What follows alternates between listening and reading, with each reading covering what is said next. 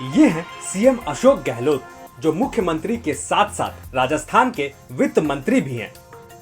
और बतौर वित्त मंत्री आज अशोक गहलोत राजस्थान का बजट पेश कर रहे थे।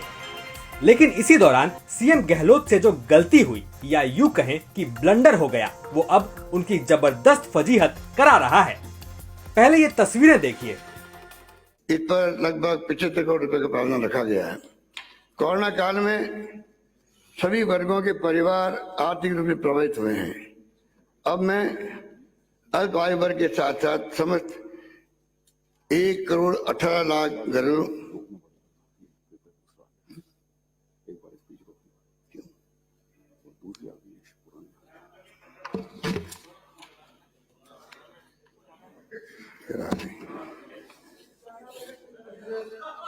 एक मिनट, सॉरी, ये भी इतिहास बनना ही लिखा था। ये भी इतिहास बनना ही लिखा था।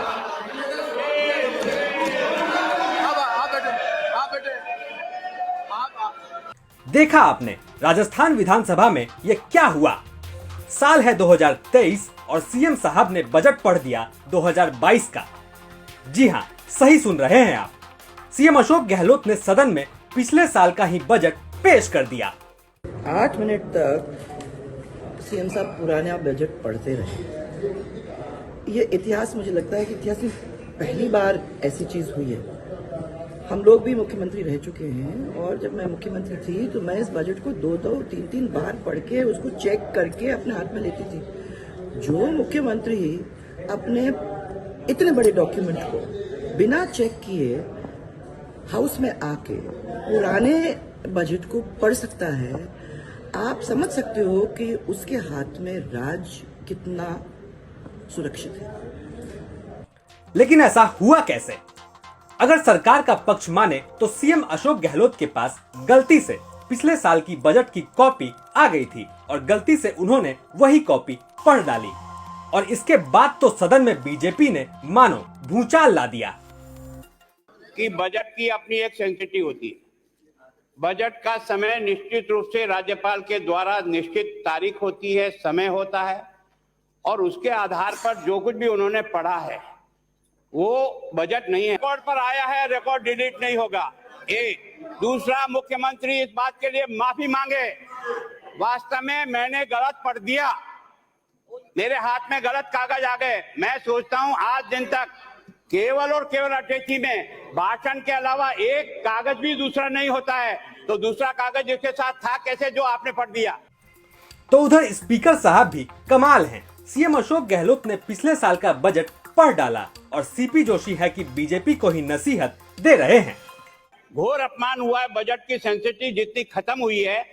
दुर्भाग्य है राजस्थान का कि राजस्थान का वित्त मंत्री जो पढ़ने आया है वो कागज दूसरा निकल गया। इससे बड़ा दुर्भाग्य क्या होगा? अब हो गया। मैं बोलूं, आप बैठे, आप बैठे। आज दिन तक राजा, आप भी 7 बार एमएलए रहे हैं, 8 बार रहे, मंत्री भी रहे, 10 बार रहे। माननीय मुख्यमंत्री जी बैठी हुई, एक्स मुख्यमंत्री जी वसुंधरा जी, ये कोई पहली बार नहीं है कि जब बजट में कभी गलत बात हो जाती है तो हम करेक्ट करते हैं। मैंने आपकी भावना को समझते हुए मैं कह रहा हूं कि जो भाषण, इसमें कोई चीज डिलीट नहीं होगी। आपने कहा कोई चीज डिलीट नहीं होगी। माननीय मुख्यमंत्री जी, नहीं, मैं अध्यक्ष, मेरी जिम्मेदारी है कि राजस्थान में गलत इतिहास बन रहा है, इसलिए मैं माफी मांगता हूं। आप सब जगह बैठे और माननीय मुख्यमंत्री जी भाषण दे अपना। इससे बड़ा मुझसे क्या एक्सपेक्ट कर रहे हैं? आप मुझसे नहीं जाते, आप उससे नहीं जाते। मैं कह रहा हूँ उसके बाद भी नहीं मान रहे। मैं अभी नहीं मानना चाहते आप। मैंने नहीं, गलत बात, गलत, सतीश जी गलत। आप पहली बार मेंबर बने, बहुत गलत मैंने पड़ा डाल रहे हैं। अध्यक्ष की माफी को भी नहीं मान रहे आप। सीपी जोशी ने भारतीय जनता पार्टी का नाम लेते हुए कहा कि सदन में इस पार्टी का बिहेवियर ठीक नहीं है। इतना ही नहीं, सीपी जोशी ने सीएम अशोक गहलोत की गलती तो मानी, लेकिन उनका बचाव भी करते नजर आए। और इसी बात को लेकर बीजेपी ने सीपी जोशी की निष्पक्षता पर भी बड़ा सवाल खड़ा कर दिया।